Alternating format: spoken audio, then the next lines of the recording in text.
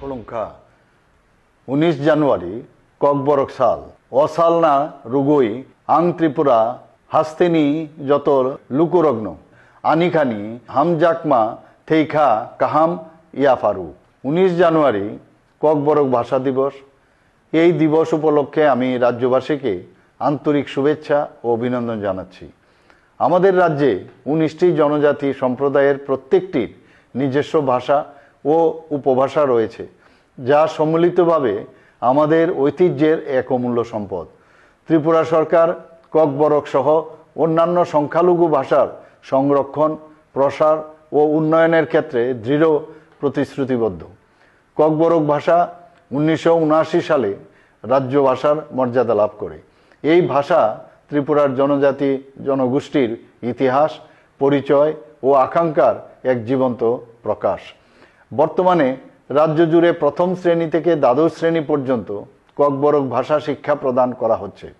2025 সাল পর্যন্ত প্রাথমিক স্তরে 1296টি বিদ্যালয়ে, মাধ্যমিক স্তরে 115টি বিদ্যালয়ে এবং উচ্চ মাধ্যমিক স্তরে 65টি বিদ্যালয়ে ককবরক পাঠদান চালু রয়েছে।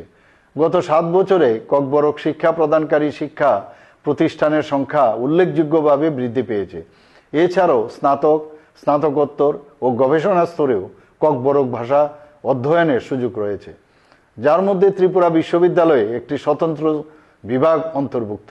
প্রথম শ্রেণী থেকে দ্বাদশ শ্রেণী পর্যন্ত শিক্ষার্থীদের জন্য বিনামূল্যে পাঠ্যপুস্তক বিতরণ নিশ্চিত করা হয়েছে এবং জাতীয় শিক্ষানীতি 2020 অনুযায়ী ককবরক পাঠ্যক্রম ও পাঠ্যপুস্তকের উন্নয়ন কাজ অব্যাহত রয়েছে। এ পর্যন্ত ককবরক ও অন্যান্য সংখ্যালঘু ভাষা দপ্তর কর্তৃক মোট 61টি ককবরক গ্রন্থ প্রকাশিত হয়েছে। দৈনন্দিন জীবনে ককবরক ভাষার ব্যবহার আরও উৎসাহিত করতে ককবরক দিবস উপলক্ষে একটি পকেট ককবরক অভিধান প্রকাশের উদ্যোগ নেওয়া হয়েছে। ককবরক ভাষার সার্বিক উন্নয়নের লক্ষ্যে বিভিন্ন কর্মশালা, প্রশিক্ষণ কর্মসূচি ও গবেষণা কার্যক্রম নিয়মিতভাবে আয়োজন করা হয়েছে।